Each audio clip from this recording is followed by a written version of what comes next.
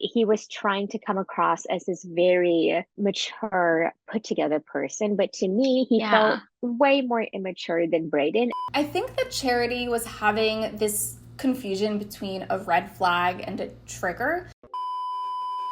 Hi everyone, I'm Julie, she's Kelly, and we're here to find love. We're in Bachelorette season 20, episode 4, and we're back again this week and every week to recap Charity season. For those of you who don't know us, we're two dating coaches who analyze the relationship psychology and dating themes in reality TV shows, especially The Bachelorette. So if you're into this sort of stuff, hit the subscribe button to follow along and join the conversation. Okay, so we are in a week 4. We have a pretty classic week, 2 one-on-one dates and a group date. The one-on-one dates go to Dotun and Xavier, and oh my god, I was so happy about it because these are 2 of my favorites. Let's start off with Dotun's one-on-one date. Dotun and Charity go and do some bungee jumping off of like a bridge into this river. It was actually very scary looking. They were very cute as they did it. I wouldn't have done it. Oh, I wouldn't have. Charity's like, this is my biggest, or I think Dotun said, this is my biggest fear. Like, I hope I don't have to do anything related to heights. I was like, don't tell the producers that. If your fear is heights, do not tell the producers that. I was dead. I was clocking. There was like a moment when him and Charity were like talking to the cameras before they jumped off. And you could just tell he was like, you have betrayed me. I trusted you, this sensitive piece of information.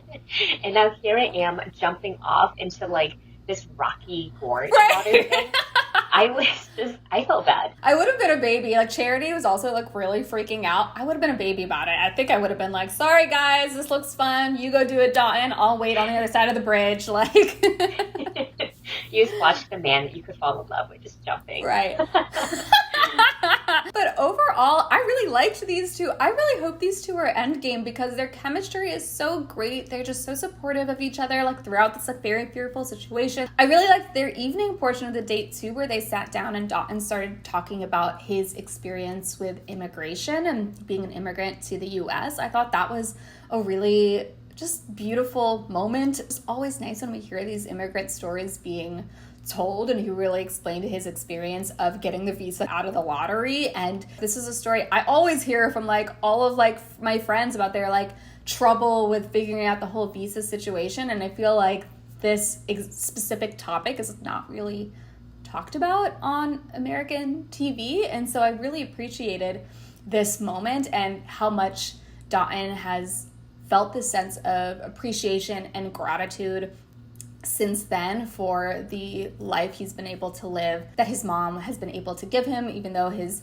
mom struggled a lot to provide for him. It was just really nice to hear how that experience has shaped his perspective. And I really get that sense from him, and he has so much kind of like gratitude for everything that happens. Like, that's one thing that I really like about him. It feels like with Charity, he's always so grateful and he's always thanking her for every experience. He always seems to be very present and very, very aware of how each moment is so precious. And it's really sweet to hear how you can trace that back to his experience as an immigrant. So it really felt like I learned a lot about Dotun. It was totally like this American love story almost, because it's like this immigration thing happened. He grew up having this very like twin struggle to Charity in some ways, them both feeling like they were dropped into an environment where they kind of had to assimilate and understand who they were in relation to like these things that were kind of disparate from themselves. You know, he grew up as an immigrant and now he's on this TV show where he could find love with someone, which I think is decidedly like a very American thing. Dotun was so aware of like the luck and privilege that he's been blessed with, and I thought that deepening of conversation they both had was just nice compared to like some leads and some of the dates they have. They kind of bond over their families, they bond over past traumas in dating, but I felt like this felt uniquely special to their connection. Yeah, like they had a spark before. Adrenaline from the bungee jumping definitely amplified it, and then this connection, which felt to me like that really incredible connection that you get with someone when it's like the second, third, fourth date, and you're really kind of bearing your soul with someone, and then you just have this feeling of oh, this doesn't really happen a lot where I trust them with this part of my story that has made me who I am and has been shrouded in some shame in the past or has been different than other people's experience that really came through for Yeah. the both of them. Yeah, you're right. People almost always talk about like a hardship from their past. They almost always talk about like this trauma that has made me who I am. My family member died, or my ex was so Right. mean to me. It's like something like that. But I kind of love that Dotun brought up something that, of course, is so much hardship related to being an immigrant and having to assimilate to a new country. And he talked about, his family did struggle.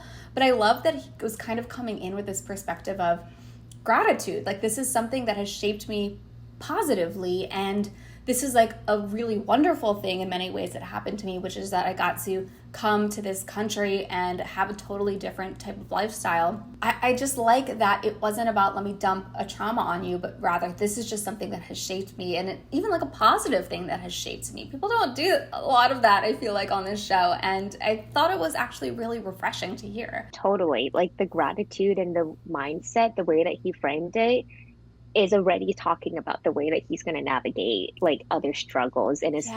Yeah. It's showing his disposition, and I think his disposition is extremely attractive and Yeah.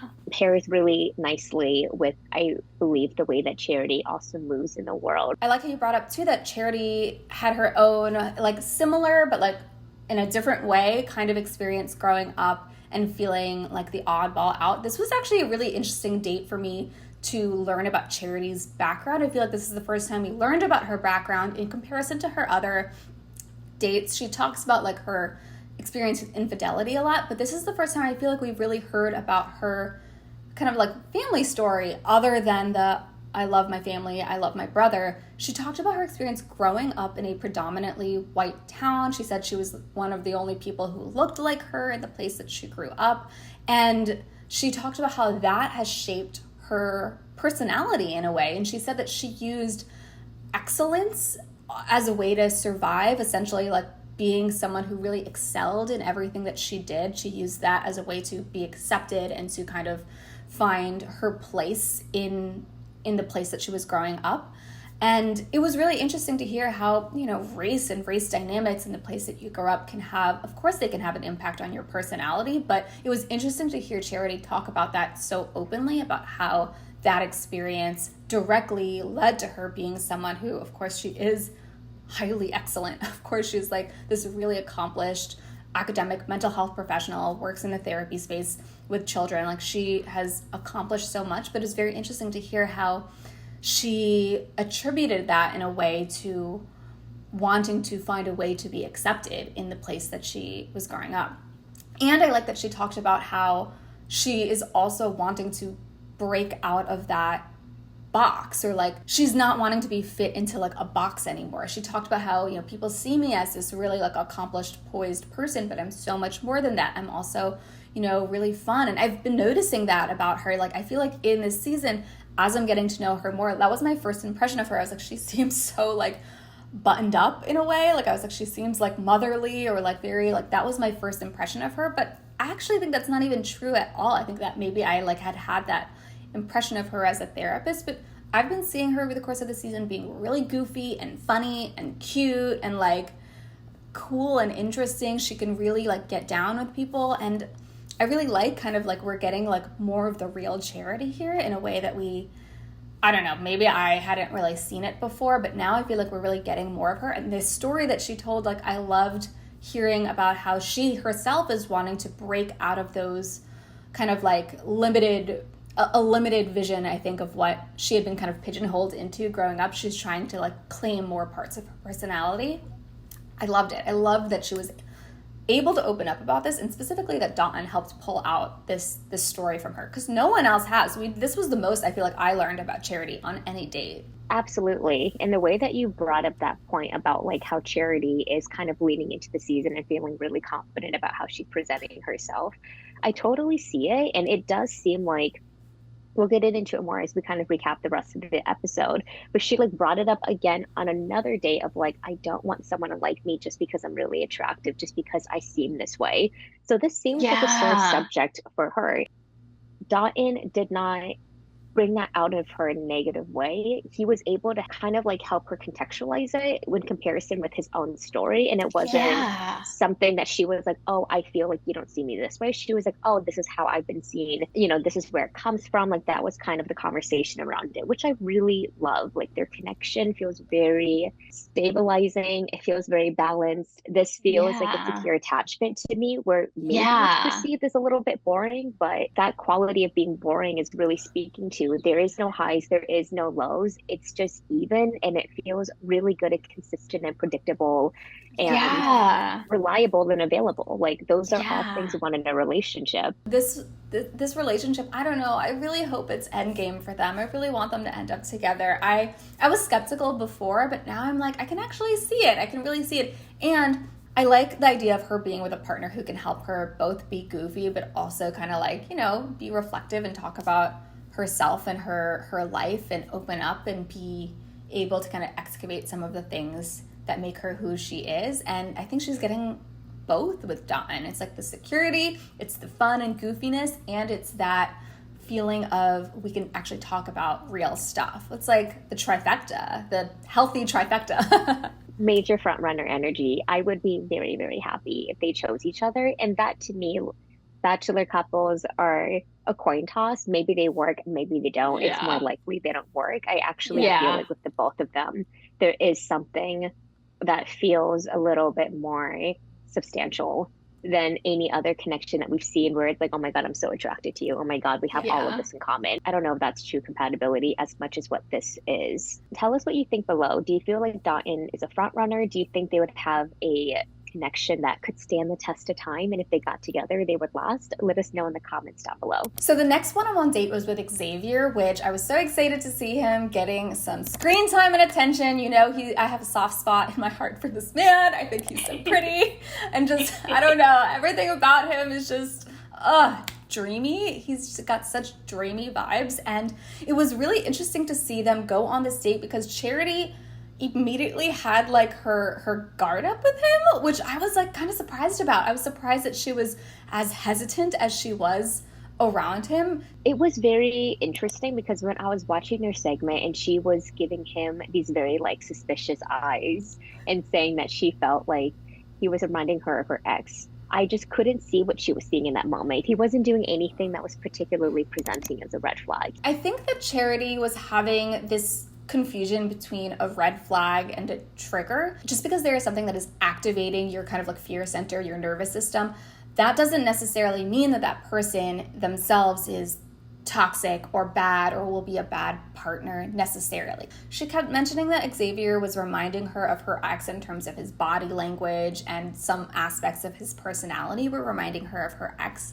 And I think because her ex ended up being this person who really hurt her, who cheated on her, who just was not a good partner for her, she was associating those qualities to Xavier, even though Xavier hasn't actually shown any of those unhealthy behaviors. A few things were kind of like reminding her of her ex, and then she was kind of transposing everything from her ex onto Xavier. Sometimes little things can kind of trigger us or remind us of a past relationship and almost just send us into that same fear, fight or flight state that we had been in that relationship. So we get our defenses up, even if in reality, the person who is in front of us isn't actually doing anything wrong. But we have just been triggered. We had an emotional trigger that is just returning us to that place that we were before. And it could be really hard to remember that now is not then is not now, and we become sensitive to certain behaviors, patterns, certain little things that a person can do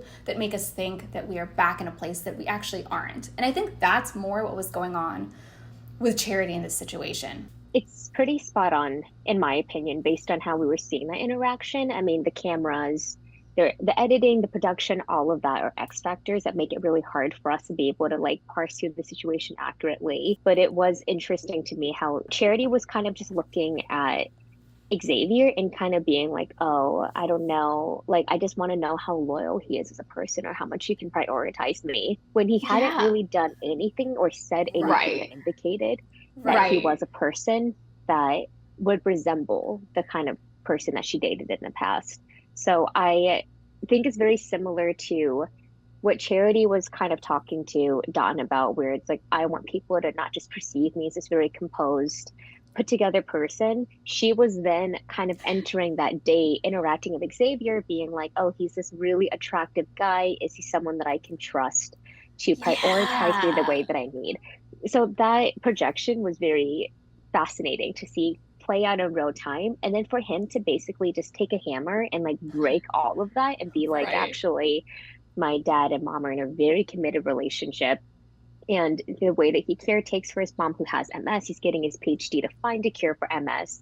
He has such dedication and commitment to the way that he moves in the world. And that does say something about the way that he could use that in a relationship. It quelled her anxieties and I hope helped her interact with him as him versus a version of her ex or like a version of the pain that she went through. It just showed to me Right. that maybe Charity had not worked through that, or she's Yes. very not interested in dating anyone similar to your ex in any way. It's really tough because I think that there is these two forces. There's your gut instincts, your intuition, which I think it is important to trust your intuition and like trust your gut instincts. And if your instincts are telling you there's something wrong with a situation, like I think it's important to listen to them. But you have to balance that because sometimes we are so impacted by our past traumas that we start to see everything through that lens. And here's like another example. It's kind of like if I'm someone who has gone through an intense relationship where infidelity was at play, I might enter into all of my future relationships just a little bit skeptical. Certain behaviors might really set off my radar or make me get triggered and get into that same spiral of like how awful I felt in that relationship. For example, I might be like, I can't have a partner who has a close friend that's a girl. Like that's triggering to me because of something that happened in my past. When in reality, of course, someone can be friends with someone that is the gender that they're attracted to and not have that be an issue. But you might enter into relationships and feel like that specific dynamic really triggers you. Or maybe you're really triggered when your partner doesn't text you back immediately and you go back to your ex who wouldn't text you back late at night because you knew he was spending the night with someone else, right? And so you have these associations with behaviors, but the truth is each individual behavior itself is not inherently wrong. It's not wrong for someone to like have to take an hour to text you back. It's not wrong for someone to have a friend that's a girl, right? It's just that you are associating those behaviors with something that happened in your past. And so the point for you is not to now I need to be in every relationship I'm in, that partner cannot do anything that triggers my insecurities. That's not the point of all this. That's not what healing looks like. Healing is being in a relationship with someone who you feel safe enough with that you can then, even when you are triggered, which is gonna happen because, when we have these wounds, even perfectly normal behaviors are gonna trigger those insecurities, those feelings, that trauma. But being with someone that you feel safe enough that you can know that you can rely on them and get their support as you work to manage those emotions and manage those reactions and, over time work to soften those triggers and heal those wounds. What you're saying is very well said because that is the higher path that you can take in a relationship. And that's the kind of relationship that can last a really long time if you're able to have that kind of conversation, communication, vulnerability, and trust with the partner to not overcorrect the behavior, which is going to the other extreme of like, I'm not going to be with anyone that's not going to prioritize me, period. It's really like, I'm going to deepen into this thing. I am going to integrate this wound that I have, and I will be able to allow the point that you used was like maybe they cheated on you with like a close friend. I'm okay with my partner being friends with those people because this is a new relationship. I've chosen differently. I can trust myself. I can trust the decisions I'm making. I can trust the partner I'm with. That's the whole point of it. And I think Charity is on her way there, and her just being able to even tell him, you remind me a little bit of my ex, because maybe she could have thought that, but she didn't have to make it a point on the date. It does show her seriousness in the connection for her to bring it up to him, because if she didn't, it would prove that he wasn't a front runner, but her asking him was her being like, I want to be sure of you in this is making me feel very activated. Is this something I'm seeing, or is this something I'm projecting? And it was the latter, based on his conversation with her and just the fact that he's not her ex, he's a different person. Another example that just came to my mind that's going to tie us into our next topic is Brayden. Last week, or whenever the week was when he had his one-on-one date, he talked about how his own experience with infidelity in the past is making him really struggle watching Charity dating a bunch of men at the same time that he's dating her. And I know a lot of people have been really upset with Brayden for making it seem like Charity is a bad person for dating a bunch of people at the same time. But personally, I don't really think that's what he's saying. I think what he's saying is that it is really hard for him, given what he has been through. This is particularly hard for him. It's triggering him in a very specific way that perhaps it's not triggering the other people.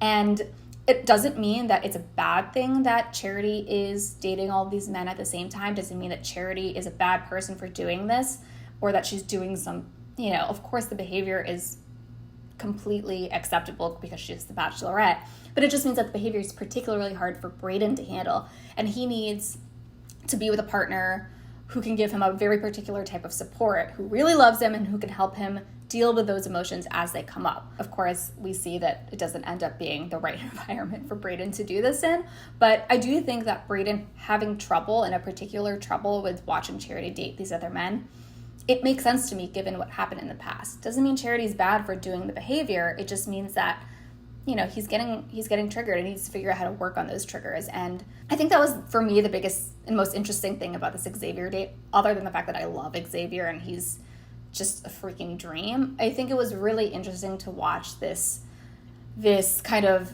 attempt at figuring out this difference between these red flags and these triggers, because they are different and they can feel the same. Sometimes we think that we are seeing a red flag in a partner when in reality we are just experiencing something from our past that is making us think something is wrong when nothing is wrong. So have you ever experienced what Charity was experiencing, where you could not tell the difference between a red flag and a trigger? How did you navigate that in your own dating life? Let's talk about it down below. Oh my gosh, I'm scared to even think about the answer to that question. I'm getting triggered just thinking about it. By the way, if you're enjoying this conversation, make sure to hit the subscribe button. It really helps us out a lot. Okay, so that brings us to Brayden. We've been spending a lot of time talking about Brayden around here, and I'm kind of tired of it, but let's just talk about the end to this arc. Do we think that he has earned his villain title? So the Brayden stuff comes to a head in the group date. The group date, they went into this forest. They were scavenging for mushrooms and doing just different little forest activities. It was all fine. Brayden was on the date, and Brayden is such a complicated villain to me because he shows what I would less say are red flags, more like yellow flags. We called them beige flags before. Now I would say they're like yellow flags. They're signs that would give me pause and make me slow down and think. They would just make me, if I was dating someone like this, I would just want to pause and really think before proceeding. I just wouldn't necessarily say that they're like, get the fuck out signs. Throughout the whole beginning of the episode, everyone's talking about how annoying and toxic Brayden is, and Aaron keeps using the word toxic throughout this entire episode. So that is the most annoying thing. Honestly, I was really getting turned off from Aaron in this episode because he kept describing Brayden as toxic. He's bringing the toxic energy. He's just got toxic behaviors. There's so much toxicity in this house because of Brayden. Brayden is just being toxic out there. He just kept saying that. And I was like, the only thing that's toxic is you keep using the word toxic to describe other people. It was just so annoying. But anyways, Brayden is just on this date, and we've talked about this, Julie. I think he has a bit of like an extrovert problem where he's just not aware of how his behavior is impacting other people. He's like, on this date, he was doing the most, like extroverting, just really making a lot of jokes, making himself the center of attention, really like just kind of being boisterous in a way that in a certain scenario, people would find this funny and entertaining. He'd be kind of like the class clown. In a certain group of people, maybe this would all be fine. But in this scenario, it's like he's not aware enough. He needs to pay more attention to how other people are interacting and perceiving his behavior, because clearly everyone is getting frustrated with him. No one is responding positively to like how he's behaving on this date, and that should be your signal to like, all right, this is like fun and entertaining for me, but everyone else is just getting bothered. So you just need to read the room. It's only going to make problems for yourself down the line if you just keep behaving the way you want to behave and everyone else is getting annoyed with you. Like, we all exist from being able to peacefully coexist with people around us as long as they're not being harmful, and Brayden just needs to figure out how to coexist with people and find that balance between being himself and existing in a society. And he has not yet found that balance, because it should have been painfully obvious to him that everyone was getting fed up with his antics on this date. So I get why everyone was annoyed, but I was just surprised that everyone was saying that he was being toxic on the date. I was like, is he being toxic? I think he's being annoying, but he's not. He's doing a lot. It was like, I would have been annoyed if I was on that date with him, but it's just like, I don't know. I just think everyone is being a little bit immature in the situation. Both Brayden and everyone's reactions to Brayden. That was at least my take for the beginning part of this episode.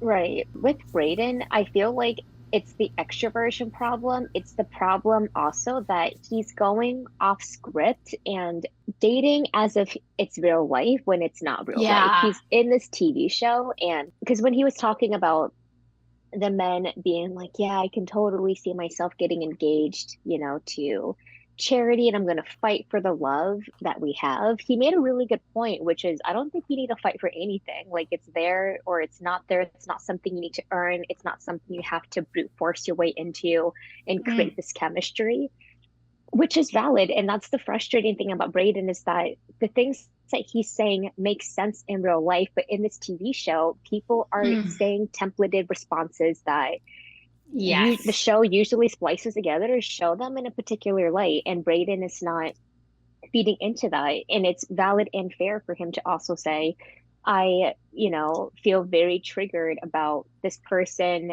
that I really, really like dating a lot of other people, but he's not in a uniquely different situation than anyone else in the room. So I think for him not to extend that sympathy, extend that compassion is another really frustrating thing about him, where it's like, yes, you're tapping into something that is true, but no, you're not. You are kind of acting like a martyr or a victim, or not taking any accountability. But I would say that in that situation, that of Brayden and Aaron B, Brayden did not nearly come off as bad as Aaron B to me. Like, Brayden kind of attacked the situation more so. He didn't attack Charity as much as he was like, these are things I feel, these are things I've been through.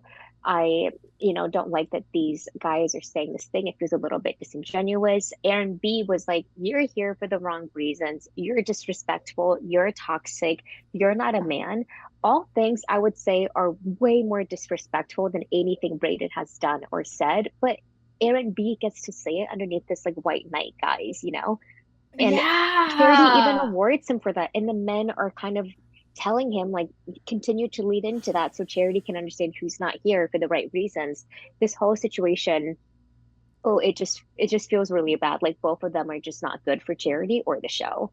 Right. And the thing with the whole engagement thing is, him not being sure about an engagement, the guys act like that makes him the devil. And it's like, listen, we've talked at length about the fact that this is just him being realistic, so I won't even get into all that. I think, we can all agree that in real life, this would be perfectly normal behavior for him to be unsure. Of course, he's on a show that is all about getting engaged at the end, so it is a little bit like, why are you here if you don't want to get engaged? But as long as he's open to the idea of an engagement, which he has told Charity that he is trying to see if he can get there.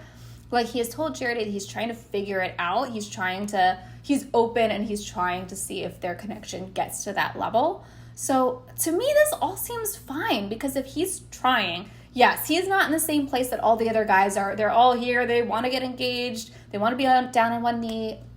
And Brayden isn't sure yet, but I just don't think that being unsure makes him a bad person. They're acting like they're protecting Charity from someone who is there for the wrong reasons and wasting her time. But honestly, my theory about this is that this has less to do with protecting Charity and more to do with like what they perceive as fairness. I wouldn't even say it's like I'm intentionally trying to chop down someone who is competition. Like, I don't think that they're actively thinking like Brayden is competition and therefore I would like to take him down a peg. I think that they have in their head that I'm sure it feels so unfair to see someone who isn't sure about getting engaged to also be getting so much time and attention from Charity. I'm sure that feels awful for those guys who are willing to get engaged. I'm sure they feel like, you know, Brayden doesn't deserve the time or that connection with Charity. I'm sure that they're like, I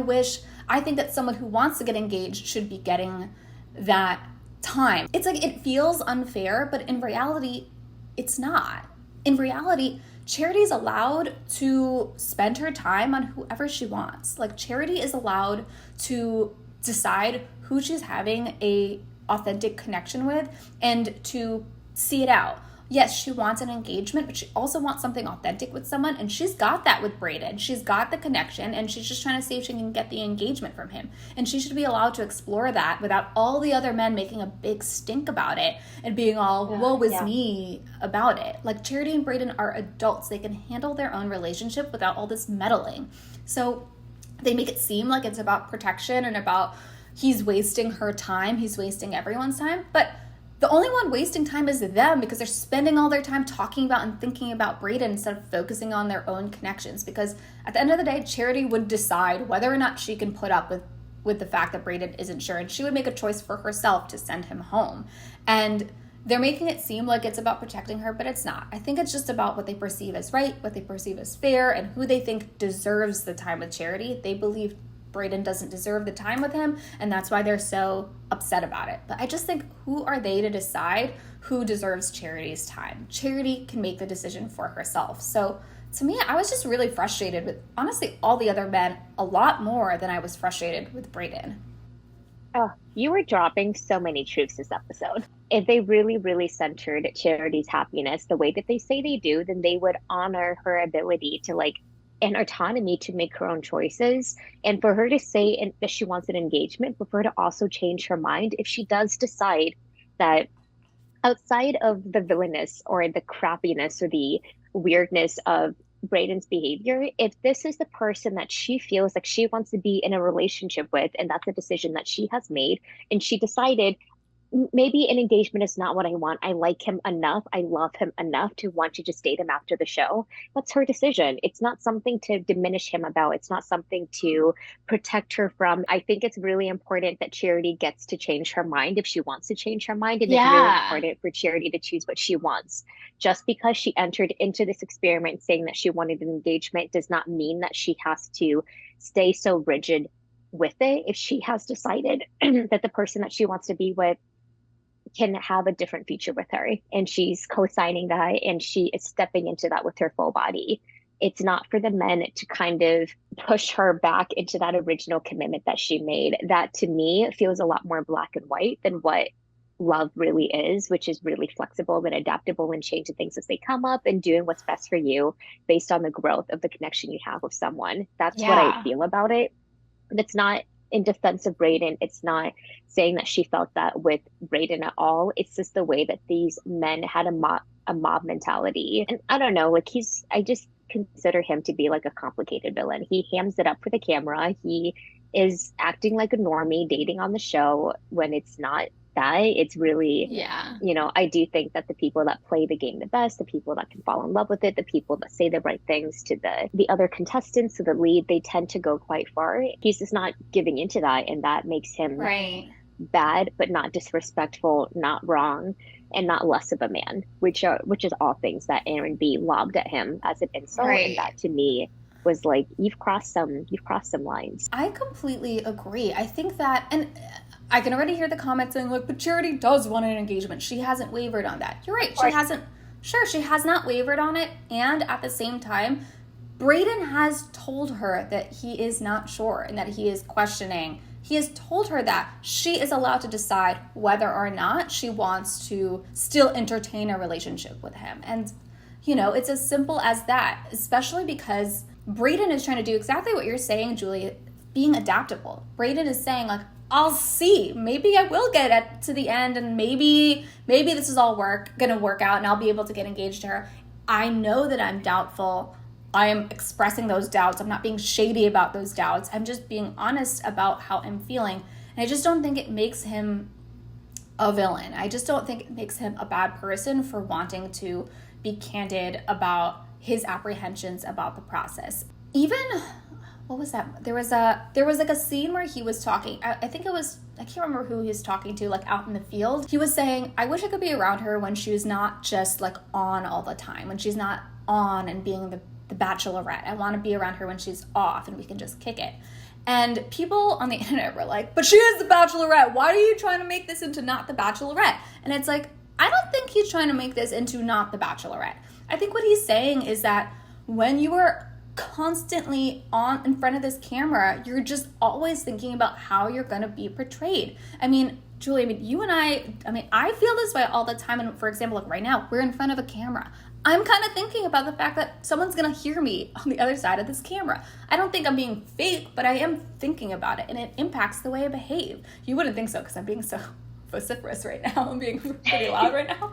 But like, of course, there's a different way that I behave when I think that there's a camera in front of me. There's a different way that there's a different level of presentability that I portray. And I think that Brayden is honestly smart to observe this about Charity, that Charity is feeling the pressure of performing as the Bachelorette. Like, there is a pressure to be a certain, way when these cameras are on her. And I actually thought that when he said that, I was like, wow, he is really trying to get to know the real Charity. And I actually kind of found it to be, in a way, beautiful. I was kind of surprised that people were as like, oh, this fucking guy, Brayden, does he know what show he's on? I was kind of surprised that people had that reaction, because to me, what I heard was Brayden is observant enough to see that Charity is struggling to let her guard down, and that he wants to get to know her in a real way, and that he's aware that the cameras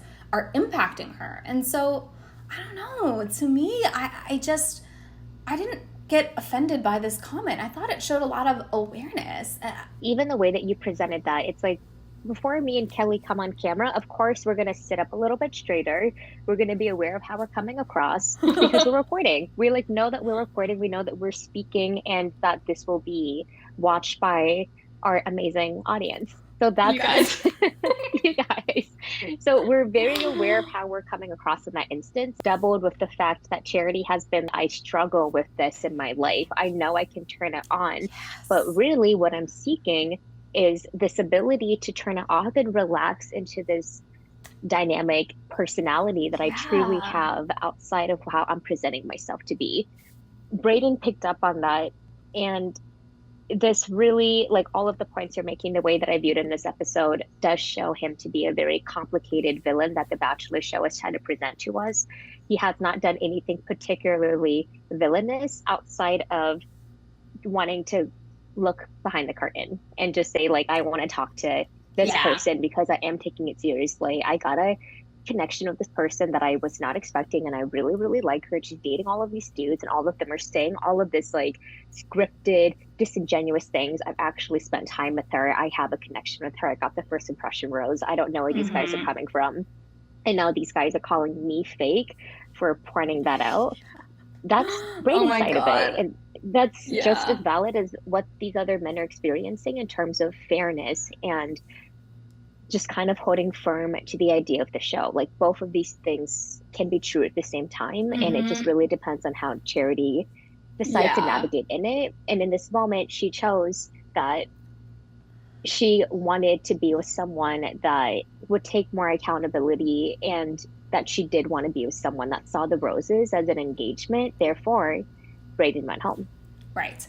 And you know what? I will say that at this point, it made total sense for her to send Brayden home, because at this point, it's like, it is now destabilizing the whole house. And I really like what you said, that, like, I feel like he was picking up on something that actually, you're right, no one else has picked up on this, that Charity told Dotun that she struggles with having to, like, be this, like, excellent version of herself. She struggles with having to, like, people perceive her as poised and whatever, and she wants to just be able to kick it. And Brayden is the only person who has actually observed that about her without being told, and that he wants to get to know her on that deeper level. No one else has talked about that, and yet he was kind of villainized for this. So I think you're so right. There was a really weird thing going on with this whole storyline with Brayden. I don't like Brayden, and I will say one thing that he did do that I didn't like was on that group date, once Aaron B got the extra time alone with her, he kind of started saying he was kind of like bad-mouthing her a little bit. He was like,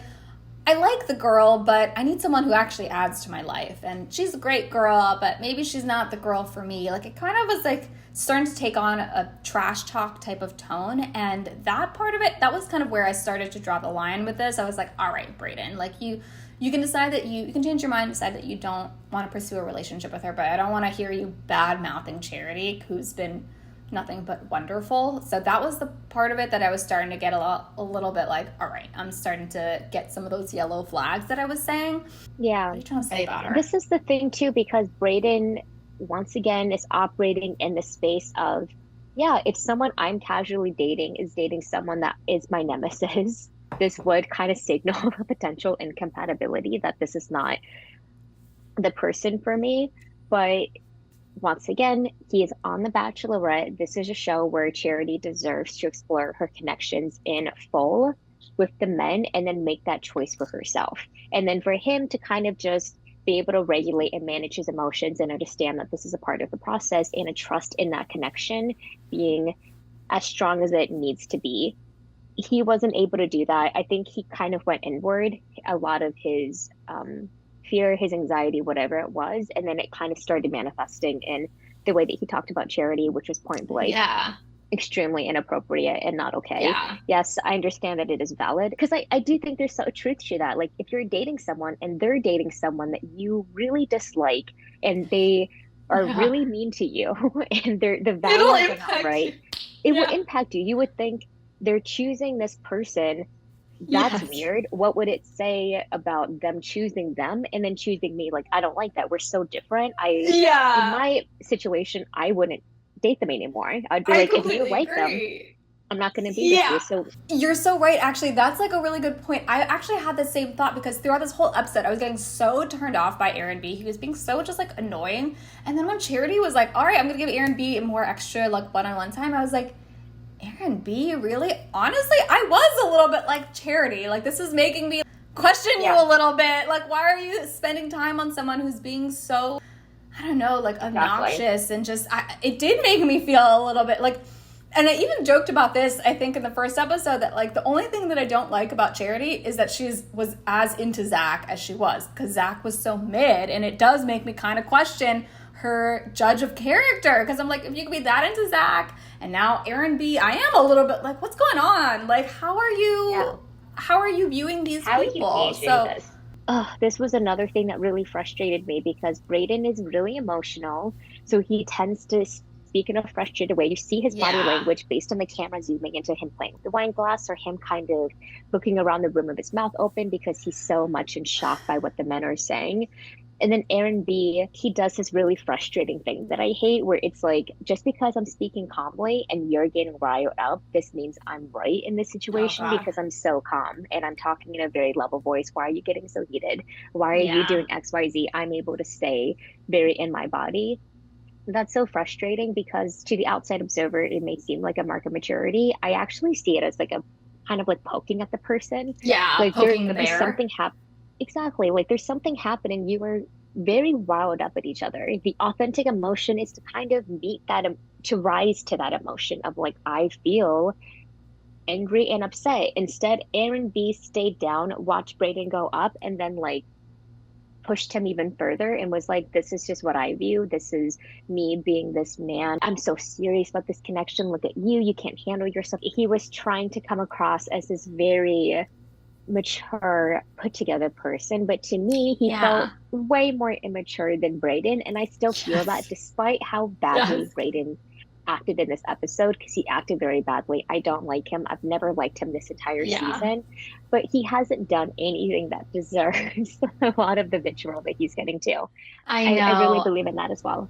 I'm totally with you on this. Even when he came back to, so he sends himself home, but then at the cocktail party right before the rose ceremony, he came back, I think just to like have a closure conversation with Charity, and everyone was like, oh my God, you wasted all of our time by coming back. Honestly, this all felt very producer like orchestrated to me. It didn't really seem like Brayden had anything really to say to Charity. Kind of felt like they were like, you should just go back and have one more closure conversation with her. Like they told him to do it.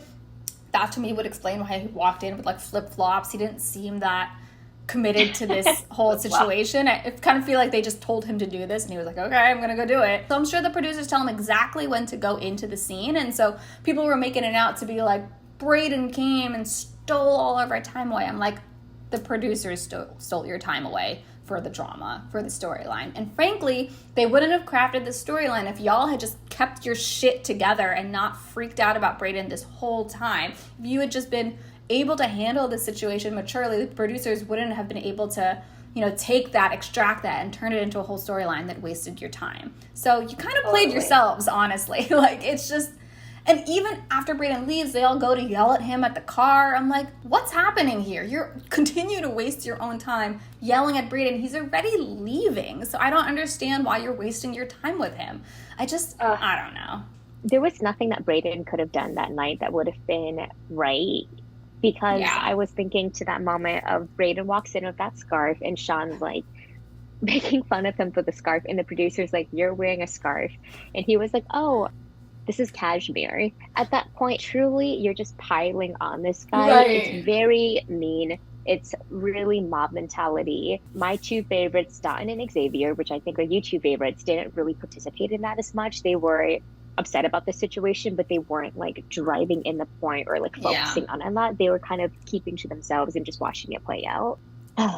He's officially gone, so I'm hoping Aaron B follows suit at some point, but I don't know. It seems like I think he's gonna make it a little bit further just because Charity's like, oh, I trust him to be honest with me. I know. I think he's getting this like hero edit, this hero treatment, like at least from the way that the editing is being done, he's getting this hero treatment, and Charity seems to be like trusting him, and it's super weird to me that of all the amazing people on this show, I'm so shocked, or on this season, I'm so shocked that Aaron B is getting so much hero treatment.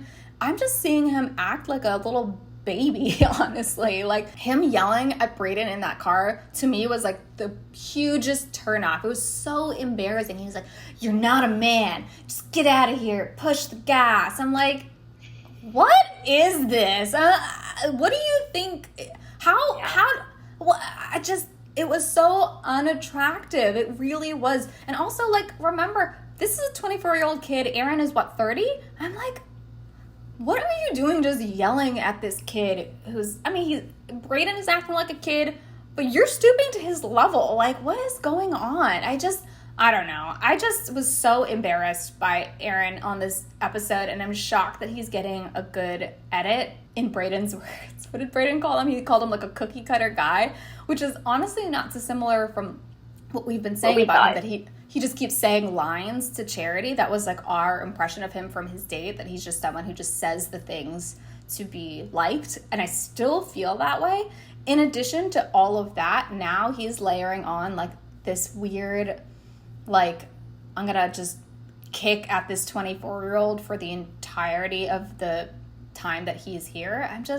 It does make me question Charity a little bit to see her kind of prioritizing such a mid relationship and a guy who is just giving us mid energy right now. So I don't know. I'm hoping she sees the light of day, because I'm just like thinking she has so many other wonderful guys that she can really prioritize, and that are giving her such a genuine connection, versus Aaron B, which I feel like first was that manufactured coin toss thing. Second was him just talking to Charity about the fact that Brayden was bad. That's the entirety of their connection. It's not built on anything vulnerable. It's built on, I think this is best for you, and I really, really like you, but I haven't had enough of a connection to really establish that with you. That's a house of cards. It's very, very flimsy. And you don't have a connection with this person. All you have is someone telling you that the person that you're dating sucks. I know. You can't make a life out of that. Oh my gosh. The more you talk, the more you like describe it, the more I'm feeling even more like cringe and sad about it.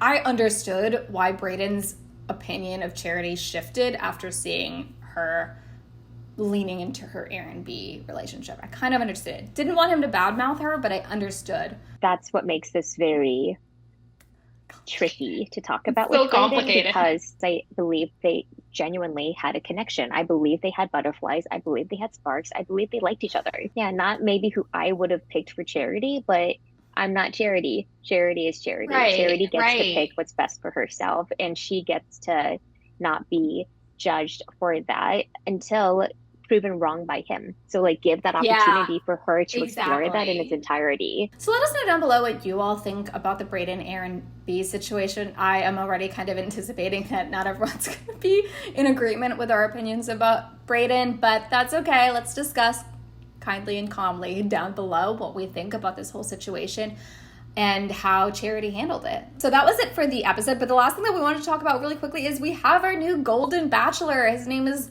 Gary, I believe is how you say his name, and he was just announced 2 days ago and everyone's talking about it. I'm very intrigued by this whole new Golden Bachelor show. I'm very intrigued to see what it's going to be like. I think it's going to be a pretty different type of show. Oh, absolutely. It's the fact that, one, he's 70. I don't see him being particularly adept at using social media. I don't see him having this amazing, like the way that he engages with Instagram, the way that he engages of like that level of celebrity, the way the contestants do that as well. It will literally be a dating show purely as a dating show. That's very fascinating, because every dating show we typically cover, it's with people that are very savvy with technology and the way they present themselves and the opportunities they get. This is literally a chance at love. Right. You're so right. It's not about being an influencer. It's not about getting social media followers. Like, everyone is definitely, I'm assuming these people are probably here coming on the show specifically for love, and that'll make everything really different.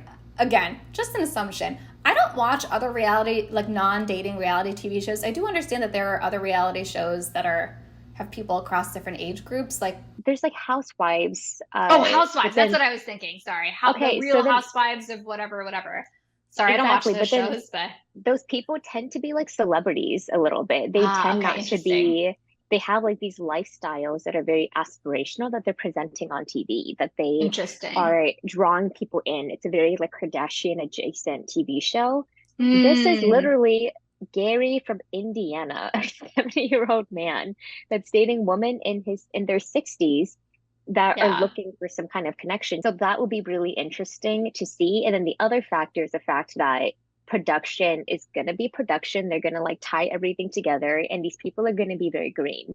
That's another really interesting aspect to explore on this TV show. There's also that thing where when you're older, you just give less of a shit about how you're being presented, and you kind of just say things, and I don't know. That's going to be very interesting to see. You're absolutely right. There's a lot of things just in general about the concept of following people in their 60s and 70s dating that I think is going to be really interesting to watch, because there's a lot that makes dating different when you're in your 60s and 70s. There's so much, the forces that are at play in the dynamics of your dating and relationship lives are so different. There's less desirability politics, less of like weird stuff related to like how people look. Of course, your looks matter, but it's just very different because there's a whole like weird hierarchy, it feels like, about like different traits that are considered desirable when you are in your teens, 20s, 30s, that are just different when you're in a different age group. We all understand that our bodies change when we're in our 60s and 70s. We look different. And so the way that people think about the physical aspects is so different from how much that is at play when you're in your teens, 20s, 30s, 40s even. I also think there's just less pressure, right? There's less pressure on people in their 60s to feel like, I need to make sure that I have, get married and have kids by the time I'm 30. I need to make sure that I'm chosen, and I want people to like think I'm worthy because I have a steady lifetime partner, right? Those are big forces that impact people in their 20s and 30s in dating. They're very, very shaped by this feeling of if I don't have a long-term partner by the time I'm X years old, that means that I have failed at life. People in their 60s and 70s, those pressures have all passed them already. Those pressures have already kind of subsided. Either they have gotten to this age and they have made peace with their status as a unpartnered person, or they have already had a long-term relationship and have either gotten divorced, their partner has passed away. That's what the situation is with Gary. I believe he had a wife that he was with for 41 years. She was his high school sweetheart, and they were together, you know, for their entire lives, and she just passed away 6 years ago. And so he's coming on kind of his first time kind of dating since that big major relationship in his life. And so many people in their 60s and 70s, they're not dealing with this, oh my God, I got to make sure I have a wife before my life is wasted away. I got to make sure I have a husband before, you know, I lose the chance to have kids. People in their 60s and 70s are not ruled by those pressures. And that really changes the way people date, because they can really date in a more authentic way where they're really just focused on, I just want to have someone to spend my time with. I want to have someone who I enjoy being around, who adds to my life. I just want to have someone to live out the rest of my time on this planet with, right? I'm 70. I'm not getting any younger. I just want to have someone to, you know, do my day-to-day with and enjoy my time with. And so that really, I mean, in some ways, I think it's a mindset that we could all learn from, to just focus a little bit less on like I got to check off the marriage checkbox and focus a little bit more on how we feel with these people and what they add to our lives. So this is going to be a really interesting group of people to watch date. I think the people who are watching this show who are like in the same age group as the contestants, I think that they're going to really enjoy, or it'll be interesting to watch this different age group going through the same process with a different value system. Oh, I'm so excited about that. I'm so excited to see the way they talk about love, the timelessness of love, the lowered stakes, because you're not looking for a soulmate. You're not looking for this person to spend the rest of your life with, which is decades. It's literally, I really value you. We have so much fun together, and I want to build this connection with you.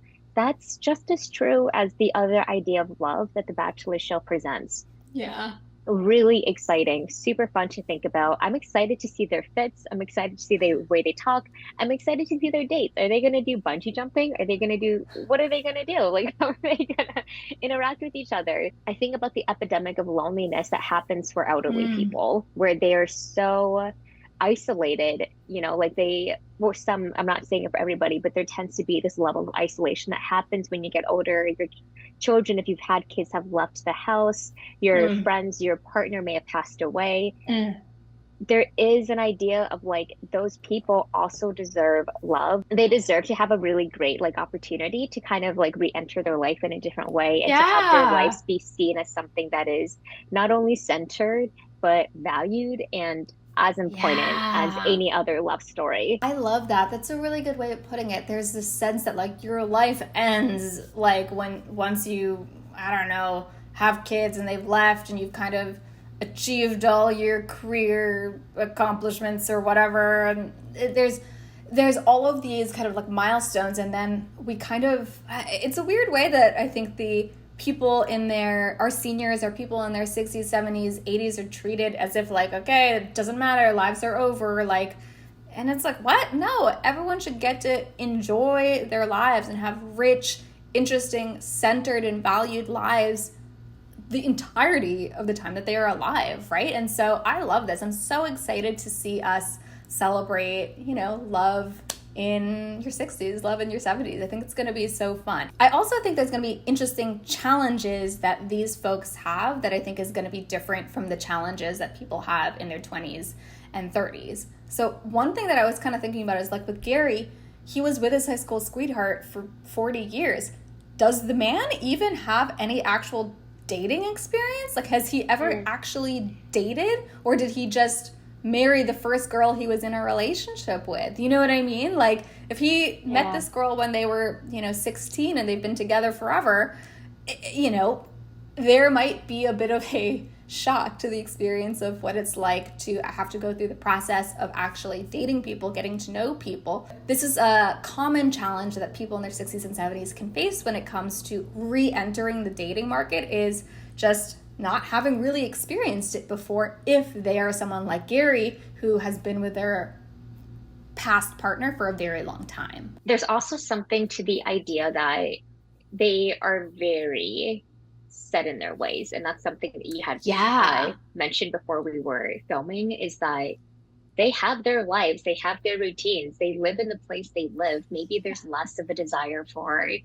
reformatting that, or building something different with someone. They have what they have and they like what they have. So that love story should look very differently. Maybe they're not going to move across the country. Maybe they're going to just travel around Bora Bora and do all of these things together. There's a lot of interesting interpretations that the show will present us with, which I'm very excited to cover.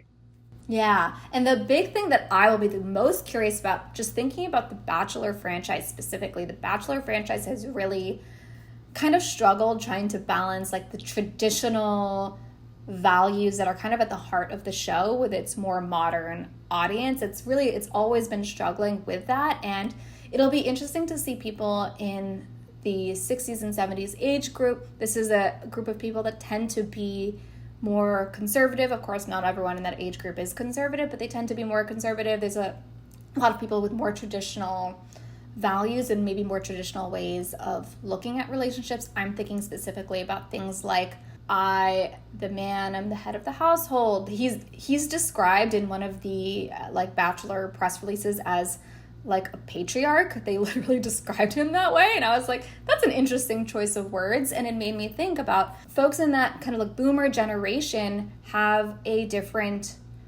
again, this is not to generalize, many boomers have a different kind of way of organizing their relationships that is more traditional, that has, you know, a woman who is at home, handles all the cooking and cleaning and yada, yada, yada. And the man is the person who is the head of the household, who handles all the money, who makes all the money. And that's a very traditional way of organizing a relationship. It's not inherently bad. It's just, it's going to be interesting to see how The Bachelor handles that type of relationship, because it does, of course, harken back to a lot of patriarchal values and history that we have in this country, and it can very easily get spun into a more patriarchal place in the unhealthy way. And so it'll be interesting to see how the show kind of portrays folks with a more traditional value system, and how folks with a more traditional value system will be received by a